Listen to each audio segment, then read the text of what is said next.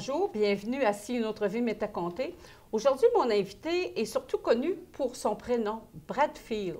Bonjour, Bradfield. Bonjour, ma chère. Bradfield, est-ce que tout le monde te connaît par ton prénom parce que c'est ce que tu voulais ou c'est parce que tout le monde a de la difficulté à dire ton nom de famille? mais en fait, mon nom de famille est hollandais-allemand. Ah, c'est pour ça. Mais en même temps, Wilson, mais je ne l'ai jamais utilisé. OK. Pour moi, Bradfield, depuis mon enfance, c'était clair que ça allait être le nom que j'utiliserais comme artiste. Ah, c'est pour ça. Je me demandais les origines. OK, c'est hollandais aussi. D'accord.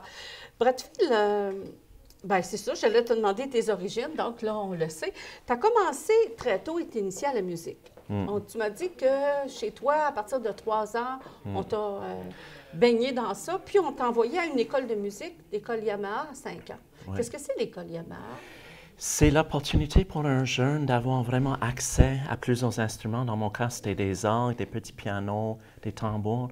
Mais c'est surtout de baigner l'enfant quand il est encore très impressionnant dans cette possibilité de créer la musique. Et j'ai eu des parents qui, heureusement, ont vu cette occasion et voilà, je suis Est-ce que tes parents étaient musiciens? Ma mère jouait l'accordéon, mais elle n'a jamais eu les moyens financiers vraiment d'aller au bout de ça. Alors pour elle, c'était important de donner l'opportunité en fait à ses enfants. Ouais. Est-ce que tu as de la famille? As-tu des frères, des sœurs? Est-ce que les gens sont dans la musique aussi? J'ai 2 frères. Un qui m'a suivi à travers toutes les années de conservatoire, c'était comme un peu mon ombre. Okay. J'ai même appris plus tard que quand j'ai commencé à composer, qui jouait mes compos à l'oreille. Mon petit frère et mon autre petit frère, ils chantaient beaucoup à l'époque, mais il n'a pas vraiment poursuivi ça. Il n'y a que toi qui as fait carrière? Mon autre frère, je crois qu'il jongle et il joue la comédie musicale, mais c'est plus une routine comédie. Plus de la comédie, voilà. Plus que il n'y a pas en disqué comme à ma connaissance. Ouais. D'accord.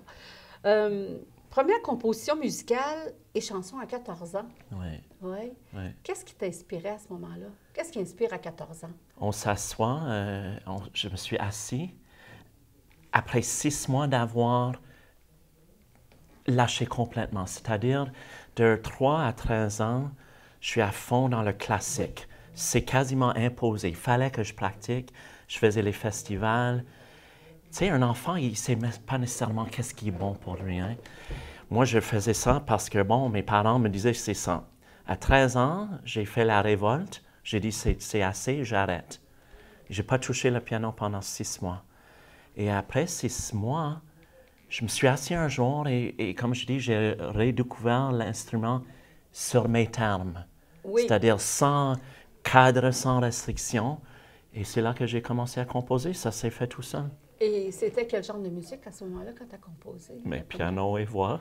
Oui, mais je veux dire, est-ce que c'était du classique? Est-ce que c'était une musique à la mode dans ces années-là?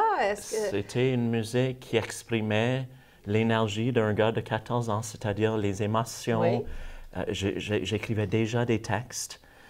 Et on peut dire, bon, que j'entendais tout l'arrangement dans ma tête, mais à cette époque-là, c'était juste avec les capacités que j'avais. Est-ce que tu as en disqué? Est-ce que tu as fait quelque chose avec ça ou c'était que pour toi? À cette époque, c'était que pour moi, oui. 33 albums vendus à travers le monde. Oui. Est-ce que tu vis de ta musique? Mais là, on fait tout un saut, là, parce que là, j'ai 13 ans. Oui. Là, 33 albums, c'est... Je te parle de musique, mais là, on va arriver avec le côté acteur après ça. Là. Moi, je vais rester un peu dans la musique. Oui, je vis maintenant de ma musique, mais j'ai fait beaucoup de sacrifices pour arriver là. C'est-à-dire, c'est pas évident de faire une carrière. Franchement, c'est plus facile de jouer la musique des autres, souvent. Et moi, j'ai fait ça un tout petit peu vers la fin de mon adolescence, mais il y a une mouche qui nous amuse. Hein? Oui, c'est ça. Je le regarde depuis tantôt, là. Ils viennent me chatouiller les mains pour voir s'il y a encore de la vie. C'est ça, pour pouvoir ton énergie. Aujourd'hui, écoute, j'ai toujours mis toute ma passion en qu'est-ce que je fais. Et les premiers albums, je dirais, j'ai vendu des choses, j'ai sacrifié sur tous les plans pour arriver. Et aujourd'hui, bon, mais ça commence à aller de mieux en mieux. Oui. Tu disais tout à l'heure, on a fait un bond là, de tes 33 albums à ton adolescence, mais j'ai vu aussi que tu as fait partie, tu étais adolescent, tu étais acteur. Tu as fait partie d'un groupe, d'une comédie musicale qui s'appelait You Can Do That.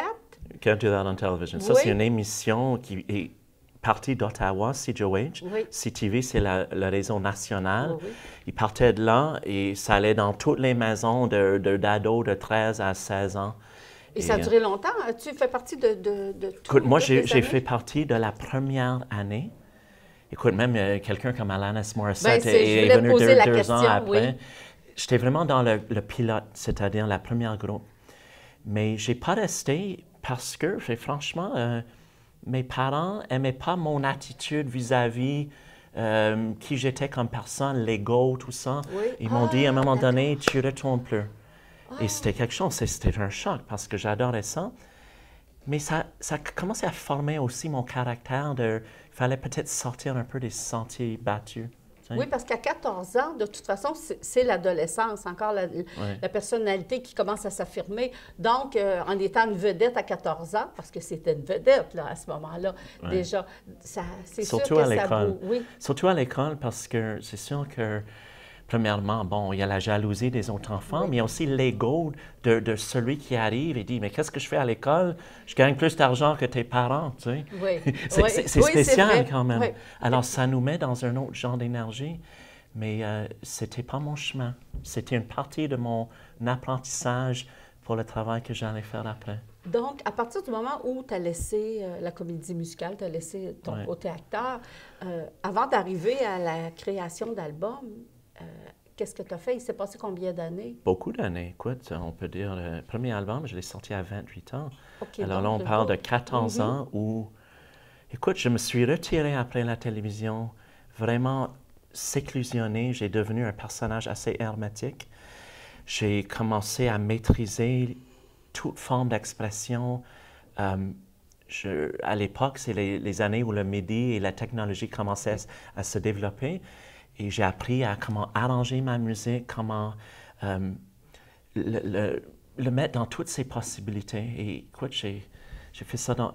C'est sûr, j'ai eu d'autres expériences. J'ai voyagé un peu avec un groupe rock. J'ai produit un album country où je n'ai pas même été crédité. C'est le genre de choses qui arrivent dans l'industrie. Oui, ça, oui, malheureusement.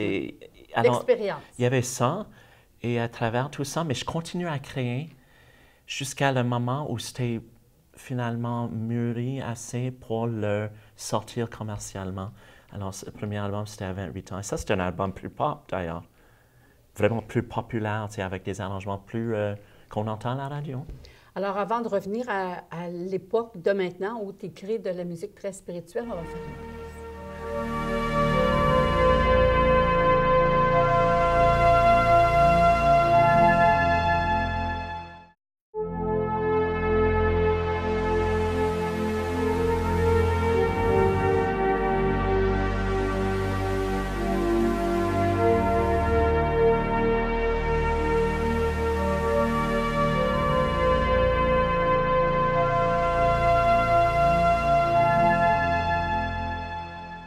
Brad Field, après cette époque de musique plus rock, plus pop, évidemment, ça va avec l'âge aussi, avec l'expérience de la vie. Il a dû se passer quelque chose, un événement qui a fait que tu t'es dirigé plus vers la musique spirituelle, tu as créé de la musique qui touche l'âme.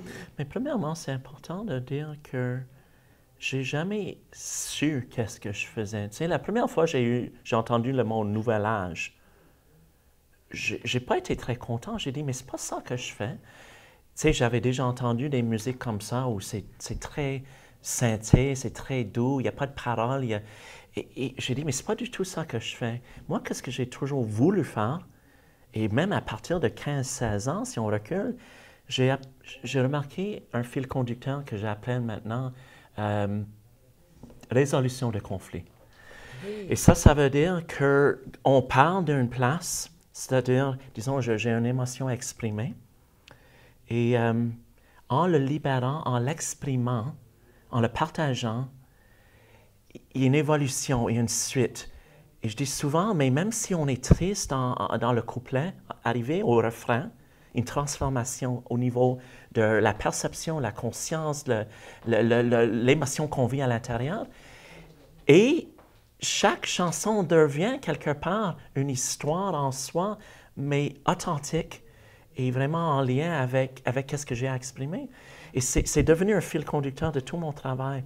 Alors, quand tu me dis la musique spirituelle, je m'assois jamais avec un but d'être spirituel. Je suis juste complètement dans mon authenticité. Mais en fait, tu es habité par ça. On pourrait dire. On pourrait dire que tu es habité. Mais tu es autant spirituel que moi. C'est juste peut-être qu'on a différentes manières de se rappeler de cette connexion.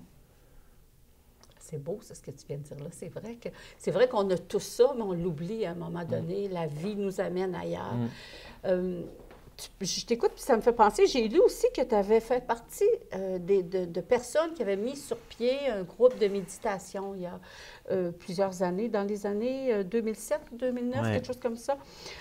C'est écrit, c'était d'élever la vibration, planétaire, de la grille qui entoure la Terre.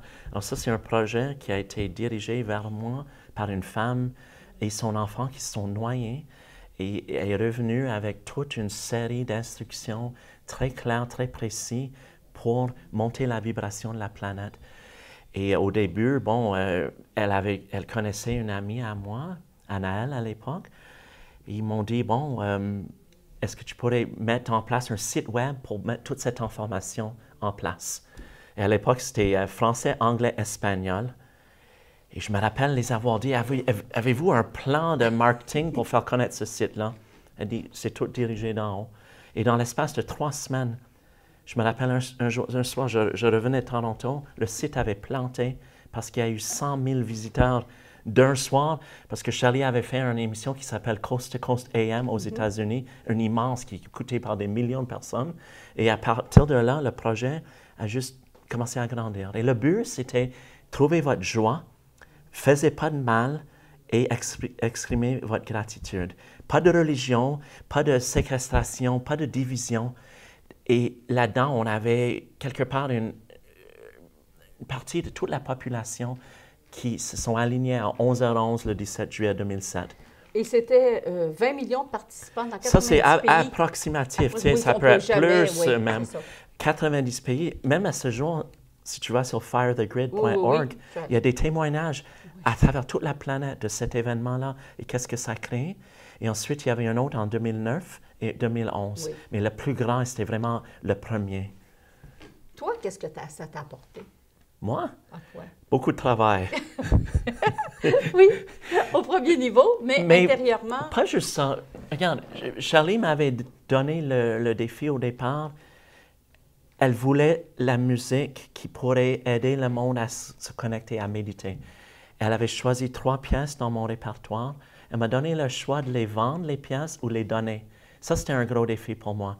Et je vous dis, ça ne m'a pas pris beaucoup de temps de décider qu'il fallait que je les donne. Ça ne veut pas dire que je n'avais pas besoin économiquement mais c'était clair que pour que tout le monde accède à ça. Et ces pièces-là, aujourd'hui, Sky Sent, Be Still Thy Soul, ça veut dire Reste immobile mon âme, Heaven and Her Spirits, ils ont été téléchargés en haut de 20 millions de fois, chaque.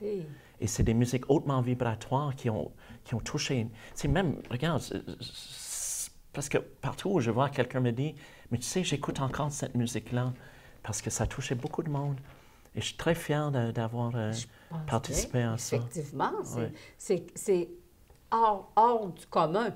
Ouais. Et tu sais, c'est même hors à propos parce que c'est démesuré comme écoute. Ouais. Et à partir de ça, toi, tu étais déjà dans la création, j'imagine. Hein? Là, ça, c'était fini, c'était terminé. Là, il fallait que tu continues ton travail de musicien.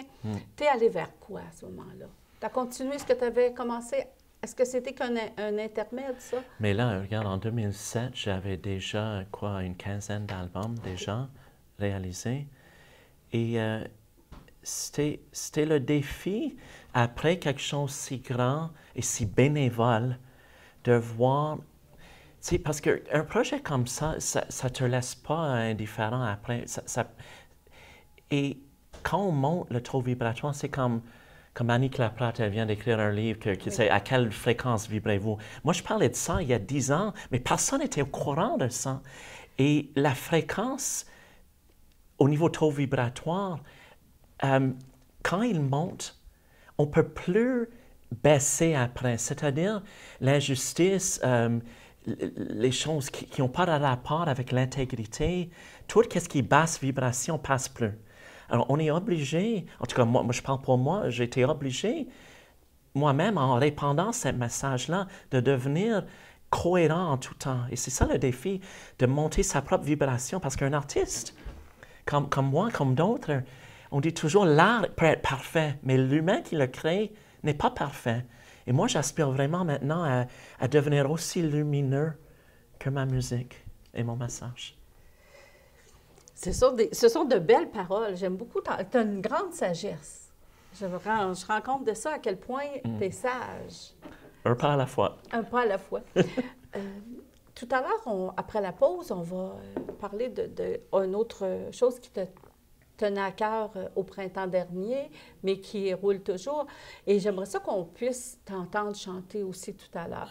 Mais je voudrais quand même savoir, quand tu fais ta musique, est-ce que tu pars des textes ou si tu pars de la musique? Bonne question. Généralement, je suis quelqu'un qui parle de la musique. Moi, c'est intuitif. Et mon approche, en général, je m'assois devant un clavier. Là, dernièrement, c'est la guitare un peu plus, mais je suis un apprenti sur la guitare, même si je peux écrire. C'est ça qui est fun, c'est que je peux écrire pour une symphonie orchestrale, pour une chorale, mais on retourne toujours à notre base. Et pour moi, c'est le piano. Je m'assois, je mets mes mains, ça émerge, et après, je commence à formuler la mélodie, et là, je vais écrire souvent le texte après. Et je mets autant de travail, autant de soin à perfectionner les mots. Pour moi, les vibrations des mots sont aussi importantes que la musique. Alors, on va faire une pause, on va y revenir.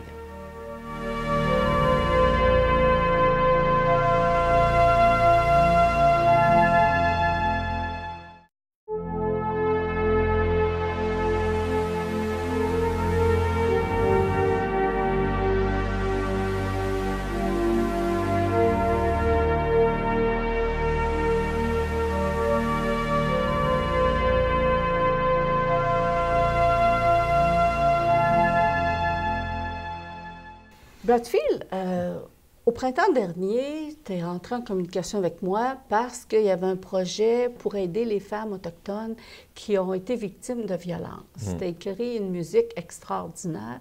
C'est le genre de musique que j'aime, qui m'a rappelé tellement de belles choses. On parlait de vibration tout à l'heure. Et vraiment, cette musique-là, pour moi, va chercher l'âme. Mais c'était pour quelque chose de douloureux par rapport aux femmes.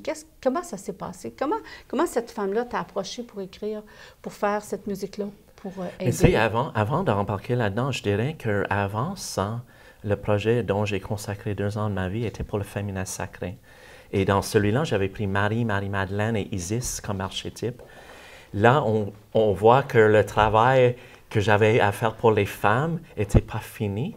C'est curieux, hein, parce que la première chose qui me vient en tête, c'est que j'ai quelque chose à régler, peut-être d'autres vies. Parfois, le monde me dit, Bradfield, tu étais sûrement un roi dans une autre vie. Alors, je me dis, mais bon, là, dans cette vie, j'ai choisi de peut-être revenir et traiter la femme d'une manière peut-être que dans d'autres vies, je n'ai pas pu faire. Et au niveau des femmes autochtones, regarde, moi, j'avais très peu je ne connaissais pas ce milieu-là. J'ai une chamane qui m'a approché, qui m'a dit carrément, mes ancêtres m'ont demandé d'écrire une musique pour ces femmes, pour les honorer, pour amener un peu la justice, la guérison et l'expansion de ces belles femmes-là qui n'ont jamais eu une voix et qui, à ce jour, on sait que c'est encore c'est quelque chose de très grave. Et c'est au niveau de la conscience. Alors, mon but, c'est évidemment de rendre pas juste les Amérindiens, les Autochtones conscients, mais tout le monde d'autre, pour dire ça ne marche pas tout ça. Et la musique, vous savez, la puissance de la musique peut amener un message où parfois un politicien ne peut pas ou un autre ne peut pas. Et regarde, elle m'a demandé une chanson et c'est devenu complètement un album thématique en lien avec la terre. Et c'est une autre chanson qui s'appelle La femme sage. Et c'est comme, après la guérison, là, on s'en va vers le potentiel de la femme. Et c'est vraiment un thème, un fil conducteur encore. Qu'est-ce que ça t'a apporté à toi d'écrire pour ces femmes-là? Oh, comme à chaque fois, ça m'immerse dans des énergies que peut-être j'aurais jamais découvertes, premièrement. Mais c'est que j'arrive, je ne sais pas comment ou pourquoi, mais j'ai l'ouverture et j'ai vraiment la pureté d'intention quand je crée pour recevoir clairement qu'est-ce qui est là. Et après, je ne sais pas qu'est-ce que ça va m'apporter. Dans ce cas-là, je pense que c'est un projet. Je te donne un exemple. À ma fête, je reçois des cadeaux amérindiens de partout.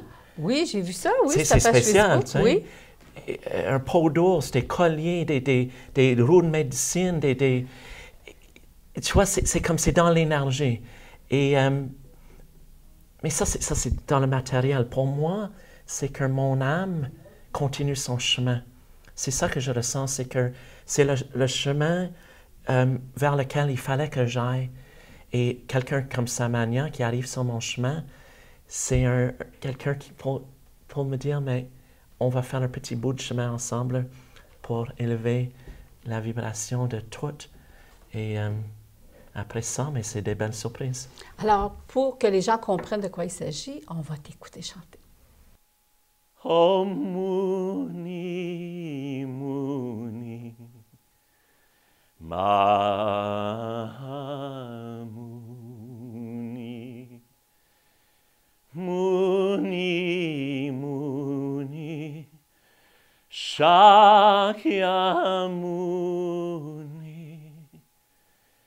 Yesoha,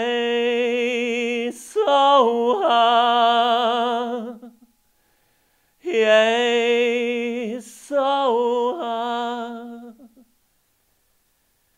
O Muni, Muni, Mahamuni, Muni, Muni, Shakyamuni, Yesoha, Yesoha, Yesoha.